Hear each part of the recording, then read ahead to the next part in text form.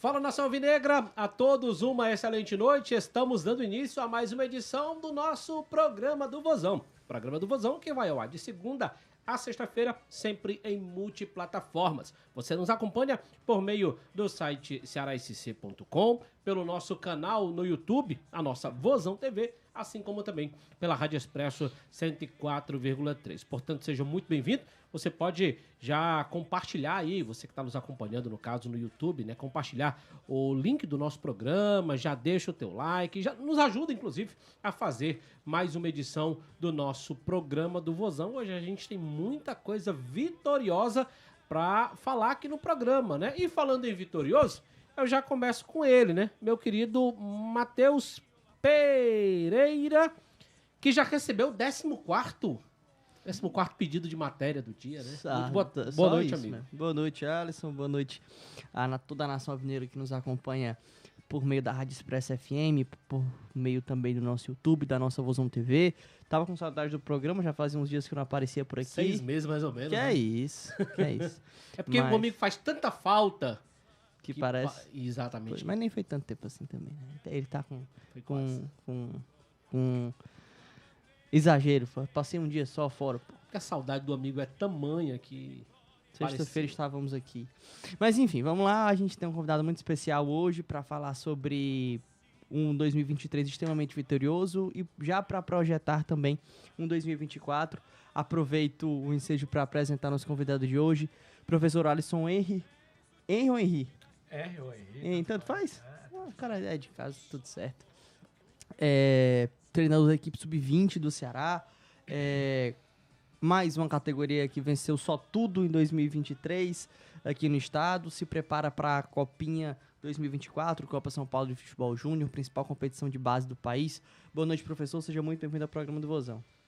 Boa noite. Agradeço a oportunidade de estar falando um pouco mais do nosso trabalho, né? Como sempre, é uma satisfação enorme estar falando do torcedor alvinegro, deixando o torcedor esclarecido do que a gente faz diariamente na cidade de Vozão e, sem sombra de dúvidas, falar do Ceará Base tem sido, nos últimos anos, muito gratificante, mas ainda pelos resultados alcançados, né? Então, uma boa noite à galera aí alvinegra. Espero que a gente tenha aí um papo bem legal e que a gente possa estar contribuindo, mais uma vez, com o projeto da cidade de Vozão, falando aqui tudo aquilo que a gente faz e todos os objetivos que a gente alcançou esse ano.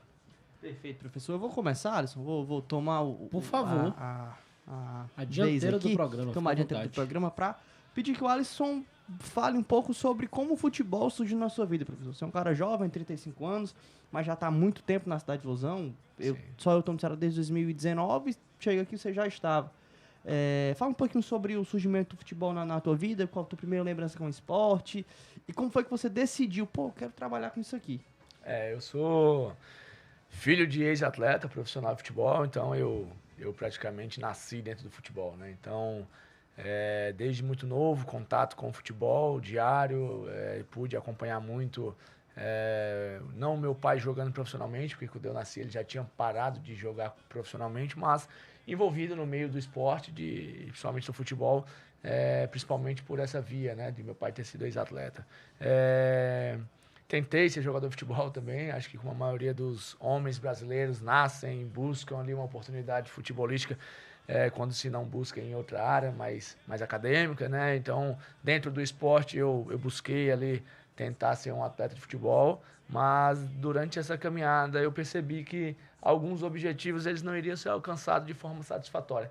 Então, eu migrei para a área acadêmica, acabei me formando em educação física, vi na educação física uma oportunidade de estar trabalhando com esporte, que é aquilo que eu gostava muito de fazer, e também por ter vivenciado bastante dentro do esporte, principalmente futebol, como eu falei. E aí eu tive a oportunidade de, em meados de 2011, fazer um estágio no Ferroviário. E lá nesse estágio do Ferroviário Atlético Clube, eu pude depois assumir a categoria Sub-17 e fui vivenciando isso. Então, de 2012 para cá, eu tenho aí 11 anos trabalhando como treinador de futebol de base, né? Também tive a oportunidade de ser auxiliar técnico de profissional por 2 vezes, no próprio Ferroviário, uma, e depois num clube do Rio Grande do Sul. E de lá para cá, eu graças a Deus, tenho tenho conseguido evoluir muito profissionalmente, tenho crescido. Cheguei no Ceará também em 2019. Quando tu chegou, talvez eu tivesse recém-chegado. Então no mesmo período. Então. Da mesma época. E 2019 para cá eu faço parte aí desse grupo de colaboradores da Cidade Vozão, uma turma bem engajada e que consegue aí, nos últimos anos, tem conseguido pelo menos grandes feitos e eu tenho muito orgulho de fazer parte disso. Agora, Alisson, é fato que tem uma máxima dentro do futebol, principalmente da divisão de base, de que o principal objetivo da divisão de base é formar atletas. De fato, verdade. Mas quando você está funcionário, está colaborador de um clube de massa como é o Ceará, é óbvio que vem também a obrigação, né, a cobrança por títulos também, né? Eu queria que você falasse sobre essa mescla, formação de atletas e também ser um time vitorioso.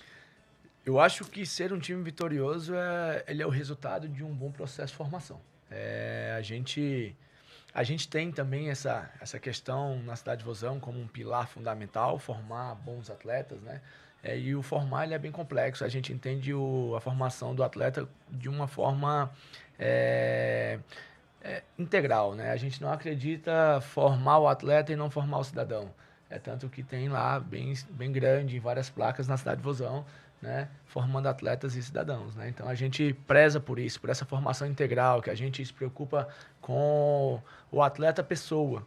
Porque antes dele ser um atleta profissional, ele é uma pessoa. Então a gente tem diversos setores no clube preocupados com isso, como o setor psicossocial, que tem profissionais muito bons na Cidade de Vozão. A gente tem o pessoal da saúde e performance, tem a parte do corpo técnico e administrativo. E o formar e vencer, eu acho que é justamente algo que a gente busca andar de mãos dadas na Cidade de Vozão. Então, a gente busca, sim, a formação integral dos atletas da Cidade de Vozão, mas a gente está preocupado também, né, em vencer, porque a gente acredita nisso. Formar e vencer é um processo só. Não é só formar, não é só vencer. Essa dicotomia eu sempre achei muito perigosa, né? Quando tu se preocupa em vencer e não em formar, eu acho que tu tá num caminho não interessante para um clube formador, né? Um clube pensando exclusivamente em categorias de base, tá? E quando tu pensa também só em formar, mas tu não tem, né, o viés vencedor, em se preocupar em vencer, tu também vai estar formando que tipo de atleta, né? Então, assim, a gente entende que formar e vencer é formar vencedores.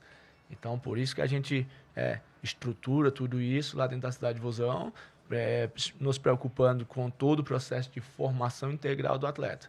Que aí vem a formação cidadã, vem a formação esportiva e a formação dos vencedores, né? Um atleta com mentalidade vencedora, atleta com DNA vencedor, que é o que a gente busca dentro do Ceará. Muito massa. Professor, a gente vai projetar muito do que vai acontecer, porque a Copa São Paulo está batendo na porta, e para quem faz futebol de base, acho que a Copa São Paulo é o suprassumo assim, do projeto, né?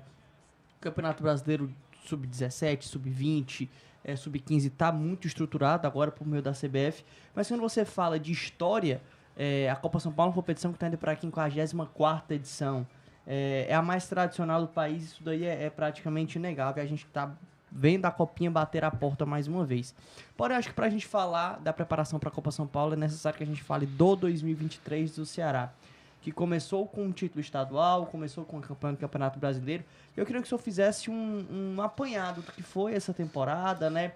Uma temporada complicada por todo o ambiente que o clube viveu em 2023.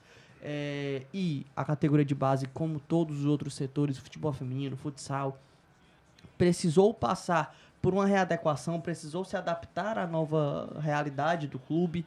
E aí, em meio a isso tudo, você teve uma competição contra um clube rival que estava com potencial financeiro um pouco superior ao nosso, que buscava o título porque já não conquistava muito tempo, em uma final que foi em um local diferente do habitual, porque a final do Sub-20 foi lá em Juazeiro.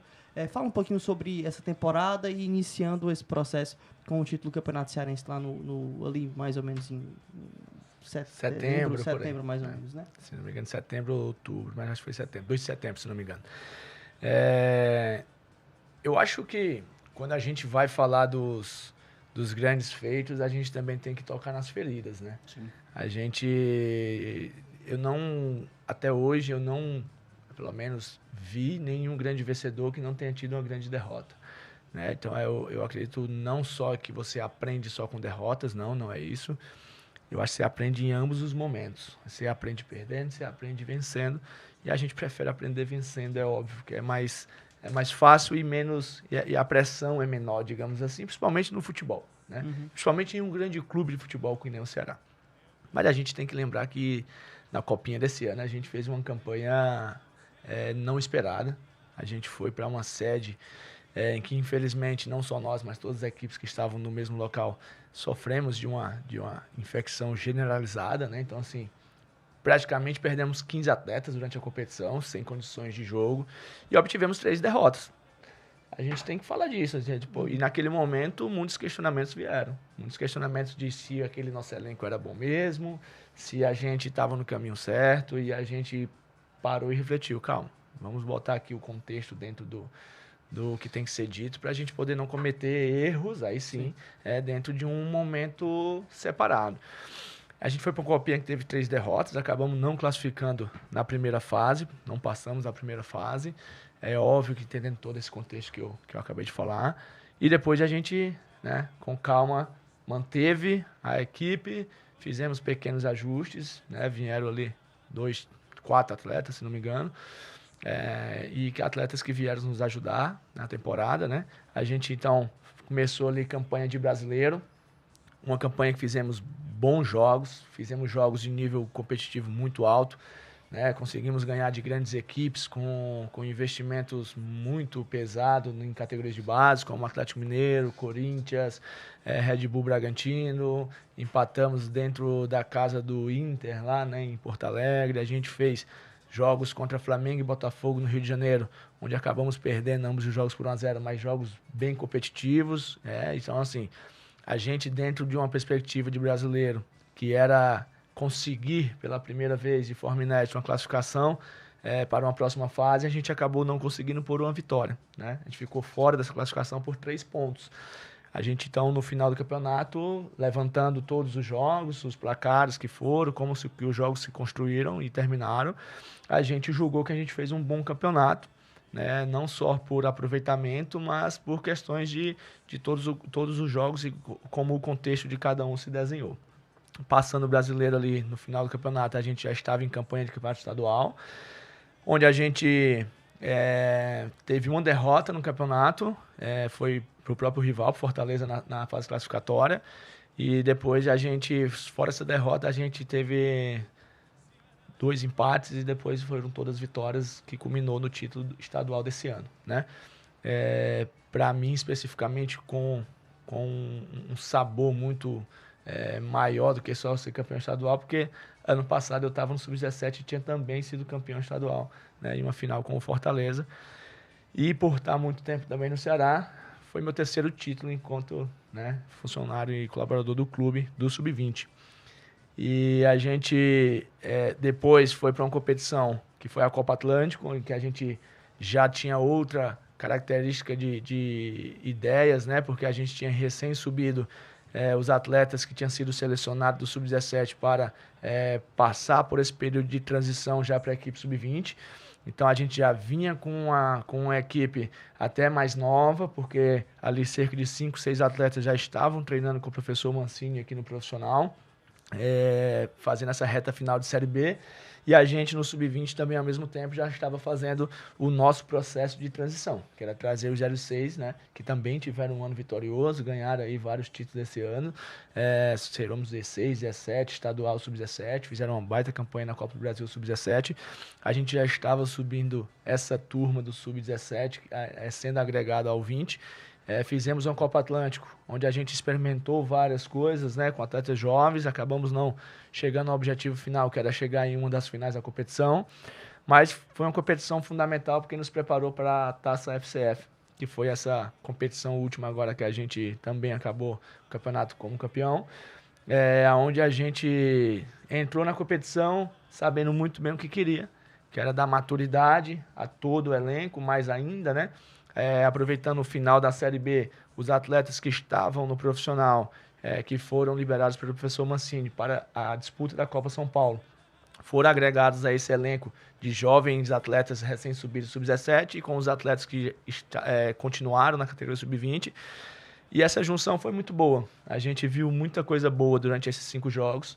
A ideia era dar minutagem e amadurecer cada vez mais o elenco de forma coletiva, mas também de forma individual, né? Então a gente, ao 06, tinha uma proposta. Era oportunizar que eles jogassem contra atletas 03. É uma diferença abrupta, né? São 3 anos de maturação biológica, etc. A gente sabe o quão desafiador é um atleta de 16 anos, 17, recém-completado, jogar com um atleta de 20 anos completos. Então, a gente teve aí 5 jogos, 5 formações diferentes, todos os atletas que estavam aptos a jogo para disputar a Copa São Paulo jogaram. Eu acho que só o Wellington não, nosso goleiro do Sub-17, né, 07, ele. Acho que fora o Wellington, todos os atletas que estão inscritos na Copa São Paulo estavam aptos para jogar a Taça FCF. E isso foi muito bom. A gente experimentou alguns sistemas táticos, tanto, né, de forma ofensiva como defensiva. A gente conseguiu consolidar algumas ideias que a gente pretende estar utilizando na Copa São Paulo. A competição, de fato, nos trouxe muita maturidade para todos, atletas, comissão. Serviu para que a gente também pudesse ver atletas que podem nos ajudar em mais de uma função, né? Então, daqui a pouco eu tenho um atleta que faz lateral direito, mas numa ocasião ele consegue me ajudar mais na frente, como um extremo, né? Um ponto. Eu tenho um lateral que pode me ajudar como volante. Porque se a gente for ver na Copa São Paulo, a gente escreve 30 atletas, mas a gente não leva 30.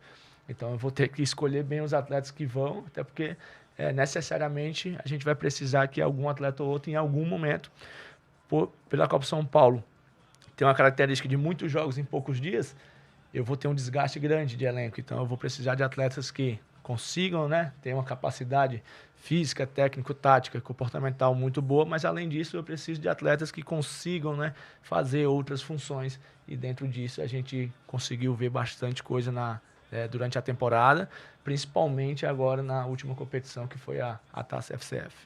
Certa vez, conversando, ainda na primeira passagem do Mancini, aqui pelo clube, eu falo enquanto treinador, né, em 2011, a gente num papo informal, e ele disse, eu lembro demais essa frase dele, ele disse: Alisson, o treinador, para se destacar hoje, ele precisa ser um combo. Ele precisa ser um bom técnico, né? Ele precisa ser um bom preparador físico, ele precisa ser um bom professor, ele precisa ser um bom pai, ele precisa ser um bom psicólogo, né? E aí a gente está falando de um universo de atletas de 25, de 28, de 30, 32, 35 anos. Na base, então, eu acredito que existe uma complexidade maior, porque você lida com adolescentes que estão saindo daquela idade que tem só o verme pela bola e começando a entender que devem e podem viver disso, né? Queria que você falasse como tem sido esses desafios. Bom, eu acho que é um desafio gigantesco. Eu já tive a oportunidade de responder, né, em outros locais, uma pergunta muito parecida com essa, né, Alisson? Que é qual é o maior desafio que eu tenho como treinador de base. Você citou bem a questão do Mancini, e é muito interessante porque o atleta profissional, né, geralmente já está mais consolidado na sua carreira. O cara de 25 anos, ele já conseguiu, de certa forma, construir um patrimônio, ele já não joga mais pelo prato de comida, ele joga pela, talvez, algo melhor para a filha, algo melhor para a esposa, algo melhor para si mesmo. São caras que já, de certa forma, viraram, podemos dizer assim. O atleta de base, ele não virou. Ele sonha em virar. Virar o quê, né? Virar um atleta profissional de futebol. Porque, na minha categoria especificamente, acho que quase todos, se não todos os atletas, eles têm contrato profissional. Então, eles são atletas profissionais, mas, de fato, eles só se sentem atletas profissionais, que eles viraram, de fato, quando eles saem daquela idade de base, né? É o que eu falo, não tem mais volta. Porque enquanto eu tenho até 20 anos, eu posso ir ao profissional e voltar e jogar o sub-20. Mas depois que eu fizer 21 anos, eu não posso. Então, muitos deles consideram esse ponto, né, sutil como eu virei. Agora eu sou do profissional, estou no profissional e jogo profissionalmente futebol. E o atleta de futebol de base, ele tem um sonho gigantesco, que é virar atleta de fato profissional do futebol, vivendo exclusivamente futebol. E isso é desafiador para nós, porque às vezes a gente é o amigo do cara. Ali você vai chegar e vai dizer, cara, esse tipo de atitude, pela experiência que eu tenho, pelo tempo de futebol que eu tenho, por tudo que eu já vi, não condiz com o que tu almeja ser. Às vezes tu vai ser o cara que vai puxar a orelha dele. Às vezes tu vai ser o cara que vai ensinar. Então, assim, a gente de fato tem que saber muito bem, né, em quais caminhos percorrer em determinados momentos e com qual atleta. Porque assim como eu não sou igual a ti, nem igual ao Matheus, eles também não são iguais. Só que eu tenho que lidar com 32. Então é difícil, porque são 32 sonhos. Porque o meu sonho não é igual ao do meu auxiliar, o Rangel, que não é igual ao do meu preparador físico, do Laurence, e nem o do meu treinador de goleiro, William. E o sonho deles, dos atletas, não é igual um do outro. Porque assim é a vida. E eu tenho que lidar com todos os sonhos. E ter responsabilidade com o sonho de todos eles. Para nem ser o cara que vai dizer que ele pode ou não pode, porque eu acho que todo mundo que quer muito e toma decisões e se determina a isso, consegue. Mas, ao mesmo tempo, tem que ser o cara que vai liderar eles, vai ter que ser o cara que vai cobrar eles, vai ter que ser o cara que vai desenvolver eles para capacitar com que eles consigam realizar o sonho deles.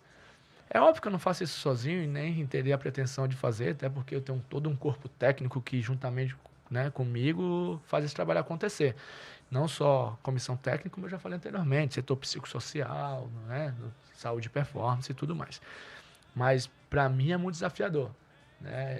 Ver o atleta fazendo algo, muitas vezes até que não condiz com o que ele quer e ter que dizer assim, cara, por aí não vai. E ver que mesmo assim alguns persistem. E o futebol, assim como a vida, ele vai mostrar uma hora qual é o caminho que dá para percorrer, qual é o que não dá. Então, eu acho que o meu maior desafio é o que eu falo muito para a comissão técnica. Nosso maior desafio é não perder nenhum deles. Para várias coisas, né? Porque a vida ela é cheia de distrações. Então, fazer com que eles foquem na vida de atleta profissional para que, de fato, eles realizem o sonho deles. Professor, você falou uma situação, exemplificou algo que me fez levantar uma questão. Muitas vezes o atleta, principalmente no Sub-20, que é a categoria que você trabalha atualmente, né? E aí você também passou pelo Sub-23, integrou a comissão técnica campeã brasileira Sub-23, campeã brasileira de aspirantes, no caso. E aí essas duas categorias têm uma particularidade que elas englobam aqueles atletas que em um determinado momento bateram no profissional e por algum motivo retornaram. A gente teve alguns exemplos nessa reta final de série B, a gente teve o caso do Caio Rafael, que começou a temporada como titular, no primeiro jogo ele foi titular do Ceará, e aí depois teve uma questão física e acabou voltando para a base. Como fazer com que o atleta lide com isso da melhor forma, para que ele não entenda esse bater no profissional e voltar para a base como não vou dizer fracasso, mas como uma frustração mesmo. Entender que é uma parte do processo para que essa ida permanente, nessa vinda para o profissional, se torne algo, não se torne algo intermitente em um determinado momento, para que ele realmente não bata e volte. Bateu e ficou. Como fazer com que o atleta entenda isso? A gente, até enquanto instituição, evita até o termo, às vezes, de bateu e voltou do profissional, porque a gente, de fato, sabe que, querendo ou não, o atleta que é integrado ao profissional e fica por determinado período e acaba não se consolidando, vamos dizer assim, e tem que voltar para a categoria de base, porque ele ainda tem essa oportunidade, é aí que eu falo, que bom. Sim. Que bom que ele ainda tem essa oportunidade de voltar e poder de novo, o que eu preciso melhorar? Vamos melhorar isso então, para eu poder, de fato, quando eu não tiver mais idade para ser sub-20, eu ficar lá de vez. Mas a gente entende, como instituição, que esse processo ele é normal. O atleta estar no profissional, poder até ficar no profissional e descer, entre aspas, e ir à categoria sub-20 e jogar, mas depois ele jogou, voltou, ele é integrado ao elenco profissional, bem como aquele atleta que ele foi integrado já ao elenco profissional, esteve, né, retornando à categoria sub-20 e daqui a pouco ele fica nessa transição, porque nem toda transição de atleta ela é igual. Alguns eles vão vir e vão ficar, vão ser integrados e vão permanecer. Alguns vão flutuar, digamos assim, vão estar por períodos aqui no profissional, por períodos lá na base. E isso vai depender muito do desenvolvimento deles. E cada um deles por um motivo diferente. A gente, infelizmente, esse ano, enquanto clube, a gente teve muitas trocas de treinadores. E acaba que o Mourinho gostou de alguns atletas, o Barroca gostou de outros, o Guto gostou de outros, o Mancini gostou de outros. Claro que no final das contas foram quase ali os mesmos, até porque são os atletas talvez mais maduros para estarem no profissional. Mas em especificidade, cada um gostou de um atleta e outro não. Então, eles vivenciam isso de forma diária, né? Muitos deles têm a oportunidade diariamente, assim como a gente vê aqui, né? De estar treinando aqui, algumas vezes uns mais, outros menos, como eu falei anteriormente, uns integrados de fato ao profissional, outros fazendo essa transição. O que a gente busca lá é sempre que o atleta vem aqui, passa um período e retorna, é saber por que ele retornou, o que está precisando melhorar, para a gente poder trabalhar isso nele, potencializar isso para que ele vá de fato e fique integrado, né? Essa preocupação a gente, enquanto comissão do Sub-20, é muito particular, porque praticamente não acontece isso em nenhuma outra categoria. A única categoria hoje, tinha um aspirante anteriormente, agora só o Sub-20. É a única categoria hoje que a gente tem essa preocupação mais de estar sempre desenvolvendo aquilo que a categoria de cima quer, é o Sub-20 profissional, né? Mas a gente tem sim essa preocupação lá na Sub-20, na categoria Sub-20, de estar sempre potencializando os atletas individualmente para que eles possam, de fato, ser integrados ao profissional. É óbvio que o desenvolvimento coletivo para nós é muito importante também, tanto que o resultado disso são, né, os frutos que temos colhidos, dos grandes títulos e resultados bons, mas uma das preocupações muito grandes hoje, muito grande hoje lá na base do Ceará, e principalmente no Sub-20, é o desenvolvimento individual do atleta, para que esse cara chegue, né, o melhor possível para a comissão do profissional e ele consiga ser integrado e fazer parte do elenco profissional do clube. Professor, agora no mês de dezembro, nosso programa recebeu um ex-atleta, o Bezerra. Foi inclusive o terceiro atleta com o maior número de jogos com a camisa do Ceará, né? E no papo que a gente teve com ele, a gente voltou até a divisão de base dele, né? Onde tudo começou. E ele disse que o grande problema de muitos atletas à época era o camarada saiu de uma comunidade, sei lá, tinha dentro de casa uma média de R$100 por pessoa, né? Vivia abaixo da linha da pobreza, segundo os estudos. E aí ele chega numa divisão de base, joga bem, sobe um profissional e daqui a pouco ele já começa a ganhar muito dinheiro e começa a não saber o que fazer com o dinheiro. É claro que, traçando esse parâmetro, hoje é um pouco diferente, ou pelo menos tende a ser diferente, porque hoje o clube já conta, por exemplo, com um psicólogo, o atleta já tem um empresário que às vezes dá uma chegada, o próprio treinador consegue também ter esse papo, supervisor, coordenador e tal. Mas eu queria abordar exatamente esse ponto. Você imagina, hoje a realidade do futebol financeiramente é bem diferente do que era a época do Bezerra. E o seguinte, o camarada que hoje ele sai de uma comunidade, ele vai jogar ali num clube, e aí o empresário já chega para ele e dá para ele um carro, dá para ele um apartamento, ele que tinha uma renda de, sei lá, R$100 por pessoa na casa dele, ele tá ganhando 30 pau, e aí a gente sabe que vai chegar o assédio de outros empresários, de outros clubes, de mulher, dessa situação toda. É um turbilhão na cabeça desses atletas, né? Como trabalhar isso? Bom, eu citei em outra pergunta que no futebol existem muitas distrações, né? Sim. Na vida, na verdade. Futebol como, né, algo que faz parte da nossa vida, né? Não foge disso. Então, assim, o atleta, de fato, ele chega, né, em um status financeiro, digamos assim, muitas vezes muito mais rápido do que em outras profissões. Porque se a gente for ver, geralmente um advogado recém-formado, ele talvez não consiga ter um salto financeiro de R$2.000 para 100 mil. Sim. O atleta consegue. Então, assim, eu acho que é de suma importância que a gente nos preocupe na base em fazer aquilo que eu falei também anteriormente, né? Na formação integral do atleta.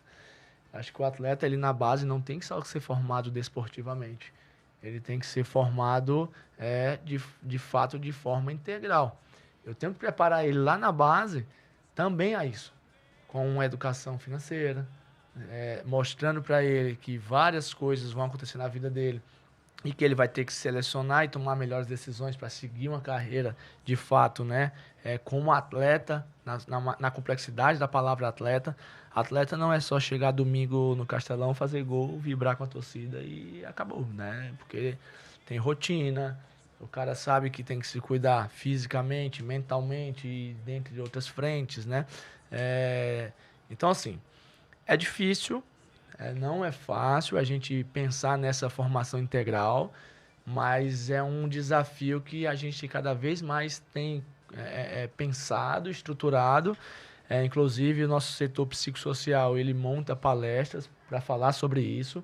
A gente já levou outros atletas, né, profissionais, inclusive, que já jogaram aqui no Ceará para palestrar para os atletas das categorias sub-15, sub-17, sub-20, porque, de fato, é muito difícil, né? O cara ganha uma bolsa auxílio, vamos chutar aqui, dependendo da categoria, 400, 500, 600 reais.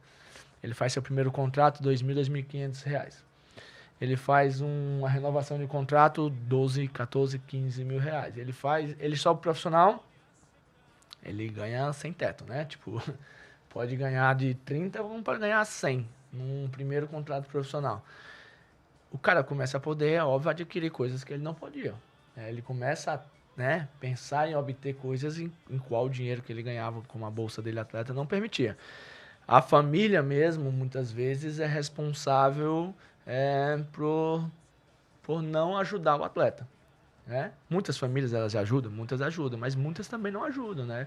E no fato se tu for buscar lá na raiz, eu acho que o maior problema mesmo aí está na educação, né? A educação na sua totalidade, desde a educação escolar, acadêmica, né? Como as educações que eu falei, financeira.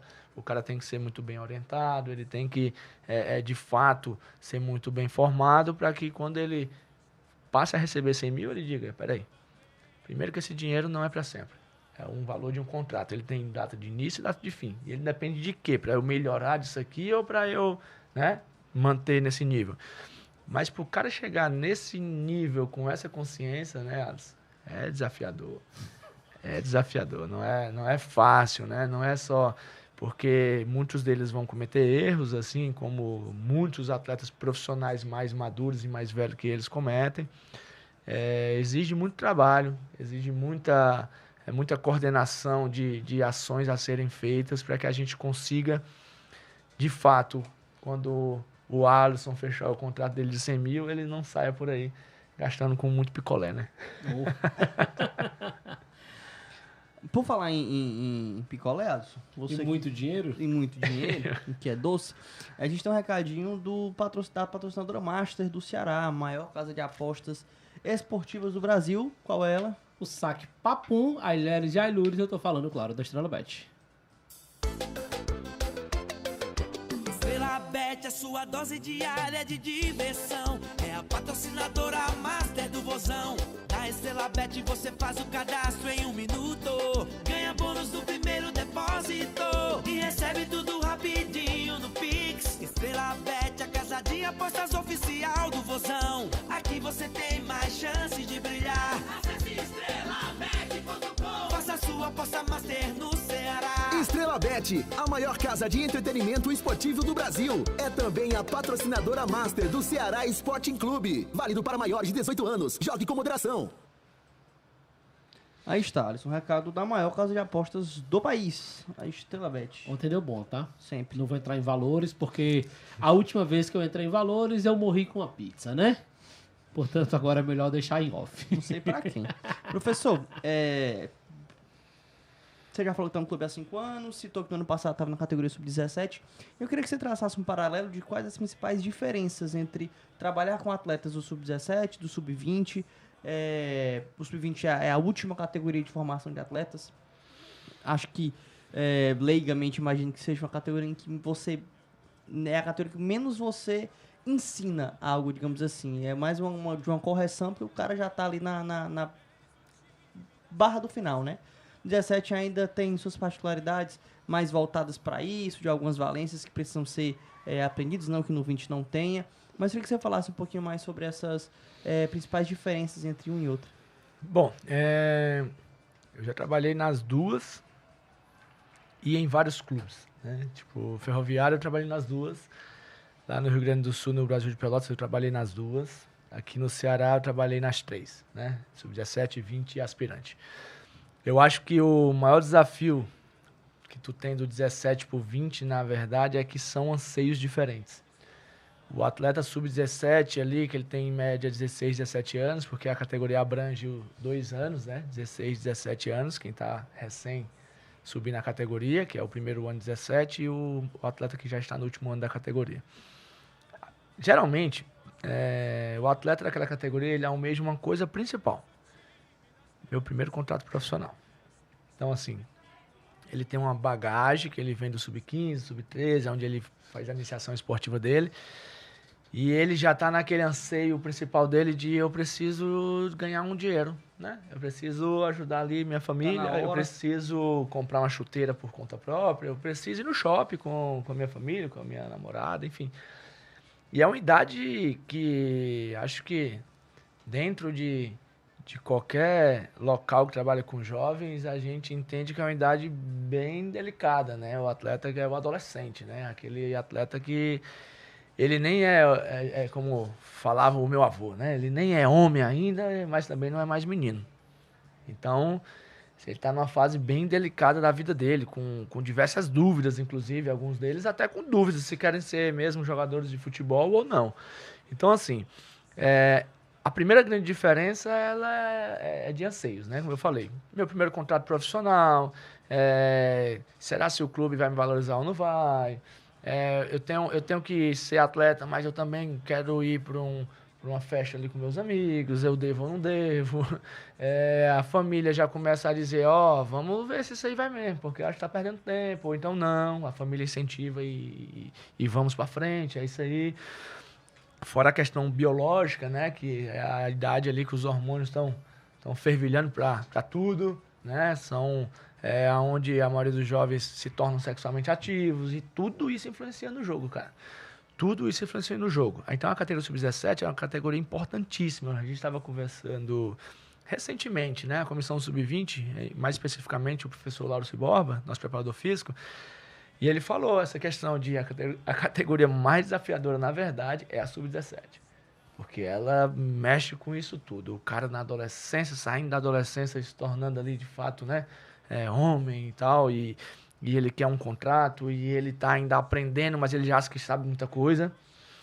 E o sub-20, tu já não vai lidar muito com essa questão de meu primeiro contrato, porque os caras já têm um contrato. Maioria, se não todos eles, hoje do sub-20 do Ceará. Então, assim, o cara já tem um contrato. Então, tu não consegue mais incentivar ele vamos, tu precisa assinar teu primeiro contrato. Ele vai dizer, não, professor, já tô terminando meu primeiro contrato. Eu tô pensando já no segundo. Então, já não é no primeiro, é na melhora. Como é que eu vou melhorar o meu contrato? O cara já que alguns, né, conseguiram ser, né, inteligentes financeiramente, Alice, né, juntaram dinheiro e já tem um carrinho. Então, o cara já não se preocupa mais com o ônibus que ele pegava, ele se preocupa em botar a gasolina do carro. Ele já tem a namorada, alguns deles já são pais, já tem família, né? Já constituíram família e já são homens, né? Então, assim, são dois universos totalmente diferentes. Quando você vai ver em questões biológicas e questões sociais. Então, assim, um desafio que eu vejo de cada categoria é tu saber lidar com cada faixa etária. Então, assim, de fato separar com, não, é a mesma coisa. Não, não é. São, de fato, dois universos totalmente diferentes. apesar de serem atletas, futebolistas, né? Meninos, né? Homens mas com anseios diferentes, com questões biológicas diferentes, questões sociais diferentes, em que a gente tem que ir ali com muito tato, com muito cuidado, juntamente com o trabalho de todos os departamentos, conseguir atendê-los da melhor forma possível e fazer eles crescerem durante esse processo. Um desafio, então, é entender esses anseios e entender também como lidar com cada um deles, né? Perfeitamente. Captar os anseios e entender como lidar com cada um deles. Exatamente. Professor, na comunicação social, eu sempre fui do rádio, né? Sempre gostei muito do rádio, tá? Até hoje eu vivo do rádio, e principalmente do rádio esportivo. E é muito comum, em meio a transmissões esportivas, tal, independente da rádio, vira mexe, você tá no estádio, você ouve um comentarista, ou às vezes você tá ouvindo rádios de fora, você tá ouvindo ali um narrador, um comentarista, e é muito comum o camarada, fatalmente você, o Matheus, já deve ter ouvido muito o cara dizer assim, ó, rapaz, jogador X é muito bom, mas falta fundamento. Olha, se esse rapaz tivesse feito uma boa categoria de base, ele seria diferente. Ah, fulano é muito rápido, muito habilidoso, mas falta para ele o fundamento principal. Aí eu lhe pergunto, em que momento, na divisão de base, é o momento para dizer, pronto, teu fundamento ele finalizou, tu tem que estar pronto em qual categoria? Ou isso é um aprendizado diário até o profissional? Eu acredito que seja contínuo, mas existem fases de latência, do aprendizado, da consolidação, do aperfeiçoamento. Matheus falou, Alisson, tu tá no sub-20, né? Geralmente já não tem mais tanto a aprender, né? Tem muito a aprender, mas tem muito mais, aí eu entendo quando tu coloca isso, tem muito mais a aperfeiçoar. Era esse o ponto. Perfeito, né? Então, assim, mas eu acredito que questões, né, mais micro, individuais, as fases iniciais da iniciação esportiva, que ali a gente compreende sub-11, 12, 13, 14, né, 15, eu vou fechar ali no 15 como uma fase, né, que eu acredito como principal, de 11 a 15, então, como aquela fase que tu tem que se preocupar muito com o desenvolvimento individual do atleta. É desenvolver a técnica, que muitos falam, né? Ah, mas faltou a parte técnica. Então, assim, esse embasamento, essa base, né? Esse pilar fundamental do jogo, do futebol, que é a parte técnica, eu acredito muito que ele tem que ser muito bem observado, desenvolvido entre 11 e 15 anos. Vai parar de desenvolver depois, 17, 20, até profissional? Eu acredito, na minha crença enquanto treinador, não. Eu já vi cara de 20 anos chegar na categoria sub-20 com algumas, né, deficiências técnicas, melhorar muito durante os 2, 3 anos dele de sub-20. Assim como já vi atleta profissional que tu dizia, nossa, não consegue fazer um cruzamento direito, tal. Melhorar muito em um ano. Então, assim, mas eu acho que tem a fase de latência, assim. Entre 11 e 15 anos é aquela fase do jovem atleta que tu vai dar mais embasamento técnico mesmo, e se preocupar menos com questões de táticas coletivas, né? Aquelas questões de, vai jogar, até para o torcedor ficar bem claro, né? Vamos aqui aperfeiçoar o nosso sistema ofensivo 4-3-3 no sub-12. Não, velho.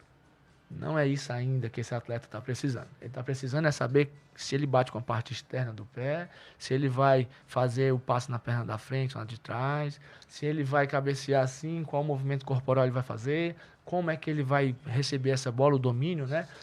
Qual a importância desse domínio para a sequência da próxima jogada dele. Posterior a isso, das partes técnicas individual, as pequenas relações do jogo, o atleta entender que existe ele, a bola, o companheiro dele, o adversário. E aí dentro dessas pequenas relações ele começar, agora existe mais gente nesse jogo. Não existe só mais 1 contra 1, 2 contra 1, 3 contra 2. Não existe só mais aquela parte lá individual de domínio, passe, chute, cabeceio. Existe agora relações maiores. Aí você vai evoluindo. 15. No sub-15 tu começa a introduzir aí mais a parte de questões táticas coletivas. Aí tu começa aí 16, 17. Aí já é especialização. Aí tu começa a pensar em o lateral, o zagueiro, o volante, o atacante. E a parte técnica continua, porque ele continua desenvolvendo. Ele vai aperfeiçoando, né? Só que ele já vem com uma base. Ele já vem com um lastro técnico desenvolvido de 11 a 15 anos. Para quando chegar no 20, né? Aí 17 vem questões mais macros, questões de tática coletiva, questões de... Enfim. Para quando chegar no 20, a gente utilizar, né? Como a gente coloca nos nossos microciclos e nas nossas sessões de treino, lá as palavrinhas assim, ó. Consolidar a parte de ataque ao último terço. Consolidar o aspecto coletivo tal.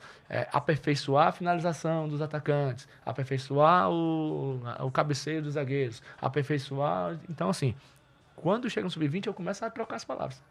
As palavras lá no começo era desenvolver o passe, desenvolver o chute, desenvolver o cabeceio. No 20, aperfeiçoar o passe, aperfeiçoar o chute, aperfeiçoar o cabeceio. Para quando esse atleta subir profissional, ele subir com menos deficiências, né? Então, a resposta para isso eu acredito, e o Alisson, que dos 11 aos 15 anos, nós treinadores temos que nos preocupar muito com essa questão técnica. E aí, com o passar das categorias, vai vindo uns combos aí de algumas coisas a mais que o futebol necessita ter para que esse atleta seja bem desenvolvido, né? E também fazendo, né, agregando mais algo à resposta tem a fase de latência, né, ali de aprendizado técnico e de gesto motor, mas eu também acredito que é algo contínuo. O cara lá no profissional, ele pode sim melhorar, desde que ele se dedique, desde que ele tenha a mente aberta, ele queira, ou para esse treinador aí tem algo a me ensinar. E a gente vai ver vários relatos, né? A gente vai ver vários relatos, como o Fernandinho uma vez falou do Guardiola, como o Gabriel Jesus uma vez falou do Guardiola. Ele me ajudou muito nisso, eu nunca... E os caras a nível, né, a nível top mundial. Mas existem as fases aí que a gente tem que perceber que certas coisas melhoram, né, nas fases de desenvolvimento. É curioso o que ele disse, porque certa vez eu conversando com o Oswaldo, e já depois o Oswaldo consolidado no São Paulo, teve um jogo beneficente desse final de ano, a gente conversando no Castelão, e eu conheci ele aqui, eu enquanto repórter, ele enquanto jogador, saio daqui pro São Paulo e tal, e ele disse, Matheus, um fato curioso demais, ele disse que foi pro São Paulo, o contrato da vida dele, e ele chegou no São Paulo, foi recepcionado pelo Rogério Ceni. Então ele já ficou, poxa, né? É verdade, é real. E aí foi o primeiro a chegar no vestiário, pegou o uniforme, foi pro campo. E aí quando chegou lá, o auxiliar do treinador à época, eu não lembro se o Muricy... Não, 2011 era mais o Muricy, não. 2011 era ou o Adilson Batista ou o Ricardo Gomes. Pois é, eu não lembro ao certo. Ele até falou o nome do auxiliar, né? Disse que levou ele pro campo do lado, colocou vários cones e o dia dele todo, o treinamento dele todo foi driblar o cone e bater no gol. Driblar e bater no gol. Aquela questão de fundamento, né? Que o cara já no profissional, mas fazendo esse tipo de questão. A evolução, ela é contínua, né, professor?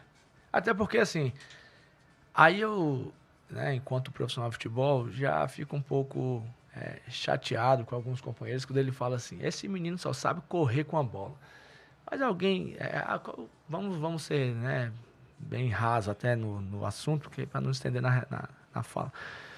Ele só sabe correr com a bola. Alguém já ensinou ele a conduzir a bola? Porque se ele só sabe correr com a bola, é que não ensinaram ele a conduzir a bola, né? Porque tem uma forma de conduzir a bola no jogo. Se eu tenho espaço, se eu não tenho espaço, se eu tenho um tempo de ação curto ou longo, se o meu adversário está próximo ou não, se eu tenho um companheiro próximo ou não, eu vou conduzir com ela mais próximo do pé ou ela mais longe. Porque se nós dois, se eu fizesse assim, eu consegui geneticamente criar o clone do Alisson.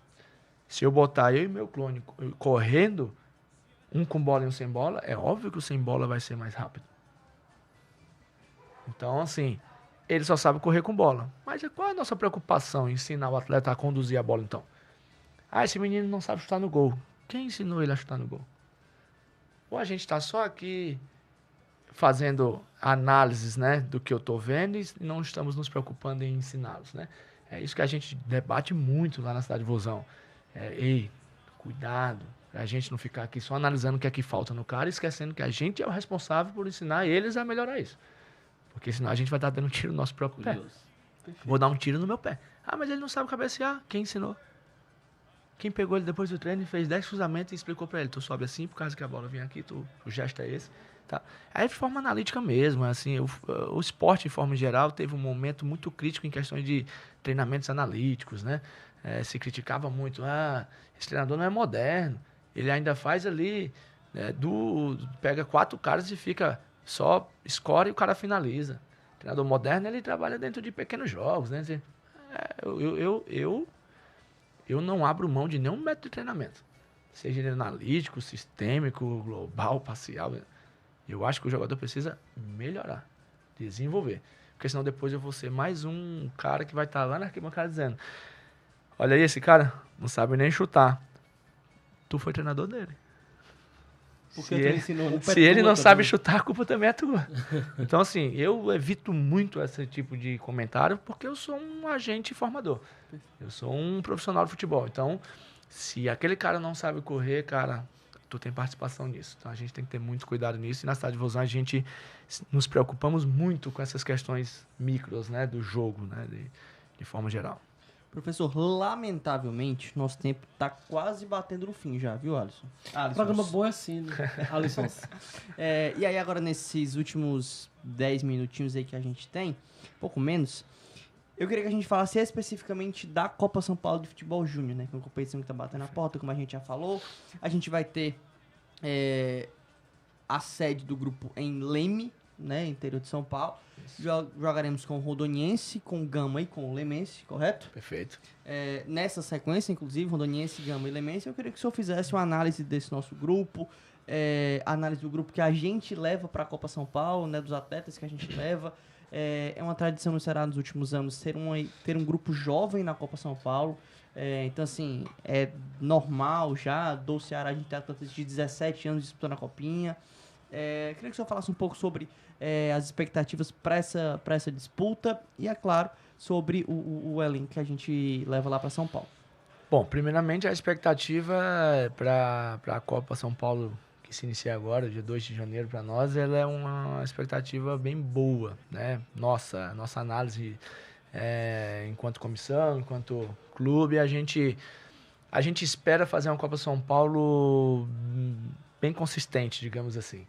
Primeiramente, a gente tem o objetivo de passar da primeira fase, é óbvio, porque a Copa São Paulo ela traz algumas armadilhas que às vezes tu não pode cair nelas, né? Como, se a gente ganhar de fulano, a gente vai... Não, Copa São Paulo hoje a gente tem que ganhar de tal time.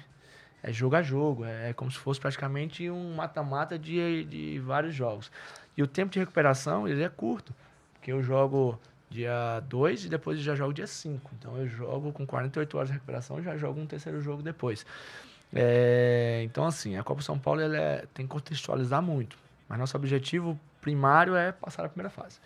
É a gente conseguir a vaga, né, para o primeiro mata-mata. A gente esse ano tem uma perspectiva bem boa no elenco que a gente está levando para a Copa São Paulo. A gente acredita que vai conseguir o primeiro objetivo, que é passar a primeira fase. E a partir daí, competir muito, fazer bons jogos e buscar a melhor campanha possível. E a melhor campanha possível não é aquela falácia de só conseguir ir até aqui, beleza. Não. A gente tem um norte, né? A gente, enquanto clube, se não me engano, foi as oitavas de finais que a gente fez como melhor campanha.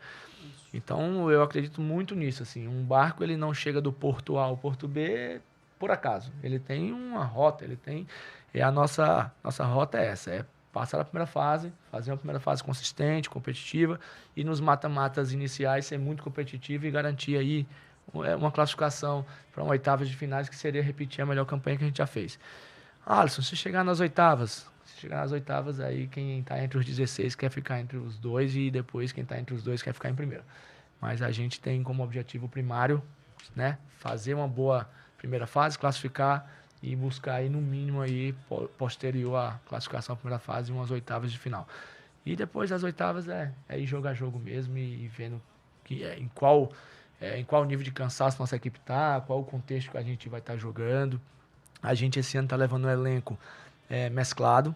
Tu bem falou que nos outros anos a gente priorizou levar uma equipe bem mais jovens. Tanto que ano passado a gente jogou com alguns 06, né? Na equipe que era 02, o último ano da Copa São Paulo ano passado. A gente teve aí Léo Valrave, que foi titular na Copa São Paulo sendo 06, o Gabriel, zagueiro, o Melk, que foi destaque esse ano sub-17 e estava na competição, entre outros, recém-subidos do 17 por 20 na época, o Juan, o Renan.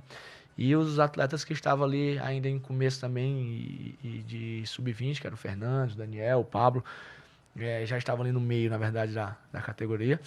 E próximo ano a gente vai mesclar. A gente está levando esse grupo 04, que na teoria é o último ano deles de Copa São Paulo, que é Pablo, Caio Rafael, Fernando, né? Jonathan, zagueiro, o César, goleiro, o Iago, atletas que estão no profissional e o Mancini liberou para a gente levar para a Copa São Paulo. E mesclar esses caras mais experientes e caras mais rodados com a garotada que acabou de subir sub-17, né? Que são os atletas 06 e até tem atleta 07 inscrito na competição. Então, assim, em outros anos a gente mesclou pela juventude. A gente priorizou levar atletas mais novos. Esse ano a gente mesclou. Esse ano a gente vai levar, né, atletas com uma vasta experiência na base do Ceará, muitos deles vindos até do sub-15 do clube, porque a maioria desses que eu te falei, né, Caio, Pablo, Fernando, são atletas que estão no clube desde sub-13, 14. A da geração 04. É, né, a geração 04. Que então, é muito, para quem acompanha a base do Ceará, ela é muito falada. Além disso, você tem João Vitor, sim, Davi, que hoje está no Inter. Tá no Inter. Exato. E aí, junto desses caras, a gente teve outros atletas que foram muito bem também na base, no sub-15, no sub-17, no sub-20. Exato. Então, assim, essa geração, que é a geração 04, né, que é a geração que tem vida longa no clube aí, eles estão próximo ano finalizando o processo deles de formação, que é o último ano deles sub-20, mas são atletas com DNA alvinegro. São atletas que vêm ali desde o sub-13, 14, 15, do 15 para frente eles vêm conseguindo conquistar bastante coisas no clube. Mesclar esses caras mais experientes, caras que já têm rodagem brasileira, em Copa do Brasil, em outras Copas São Paulo, com os jovens, né? Então vai ser um grupo mesclado, né? A experiência com a juventude. Então a gente espera fazer uma boa competição dessa forma. Professor, agora que está mais próximo do finalmente, acho que 3 minutos para a gente finalizar, mas tempo suficiente para eu lhe perguntar sobre essa competição que a federação fez agora, né? A Taça FCF, né? Uma taça de tiro curto, né? Com clubes que vão lá disputar essa copinha. Eu queria que você falasse da importância de uma competição como essa para a preparação desses atletas. Como eu falei anteriormente, essa competição para nós ela foi muito boa por diversos aspectos e o maior deles foi testar todo mundo, né? Porque eram 5 equipes que vão disputar a Copa São Paulo e a gente conseguiu fazer bons jogos e no final das contas ainda conquistar um bom resultado, que é mais um título para a cidade de Vozão, para o Ceará Sporting Clube. A competição, ela de fato proporcionou para nós momentos desafiantes, onde a gente teve que competir muito, né, nos jogos para conseguir conquistar os resultados. A gente teve um dos jogos, se não me engano, contra o Tiradentes do Piauí, onde a gente colocou praticamente uma equipe 06 em campo, que é os atletas que acabaram de subir sub-17, enfrentando atletas 2003, né, 2004 do time do Tiradentes. Foi muito desafiante para nós aquele jogo, um jogo em que a gente teve que competir muito, proporcionando a jovens atletas de 17 anos enfrentarem atletas de 20 anos, porque na Copa São Paulo eles vão ter que jogar. Em algum momento lá em São Paulo eles vão ser utilizados, eles vão jogar e vão ter que desempenhar. E isso proporciona para nós essa visão e esse teste, né, para ver, né, de fato até onde eles podem nos entregar resultado, qual o desempenho esperado de cada atleta e o saldo positivo dessa competição, esquecendo o título, que é muito importante, foi isso. Foi testar todo mundo e ver que a gente está preparado para os desafios que vão vir em São Paulo. Perfeito. Professor, a gente agradece pela disponibilidade de tirar uma hora do seu dia, da sua noite, para conversar com a gente aqui no programa do Vozão. Muito obrigado pelo papo, pela presença. Parabéns pelo 2023. Que o 2024 seja ainda mais vitorioso. E, como a gente fala para todo mundo que vem aqui no programa do Vozão, as portas da nossa rádio vão estar sempre abertas para quem faz o Ceará e para quem se entrega e entrega tanto para o clube. Bom, eu agradeço o convite e, novamente, deixo aqui a minha disponibilidade de ser convidado outras vezes. Eu queria só aproveitar o momento para, de fato, agradecer a algumas pessoas que eu acho que é muito importante. A gente, na nossa vida, tem que reconhecer, de fato, quem nos ajuda e quem faz as coisas acontecerem, né? Eu acho que, em nome de todos nós ali da cidade de Vozão, a gente agradece a todo o corpo diretivo do clube, e em especial ao Israel Portela, né, que é nosso diretor direto ali das categorias de base, ao Sandro, nosso gerente. São caras fundamentais que fazem as coisas acontecer lá dentro da base do clube, de forma, dentro da gestão, dentro do que lhes compete. E agradecer a todos, né, a palavra na sua maior complexidade possível, que compõe a cidade de Vozão. Porque ver todos os dias aquela galera ali, todos os colaboradores, desde o cara que trabalha lá na portaria até a mim, que sou o treinador da última categoria do clube, sub-20, você vê pessoas dedicadas, se doando e entregando ao máximo tudo que o Ceará merece, né? Então, deixo muito obrigado também à torcida alvinegra e esperamos aí voltar em, quem sabe, final de janeiro para uma entrevista de algo muito positivo da Copa São Paulo. Se Deus quiser. Meu parceiro, Tamo junto e misturado. até a próxima, tá? Pessoal, muito obrigado. Amanhã a gente tá de volta. E é isso. Até a próxima. Fiquem com Deus. Valeu!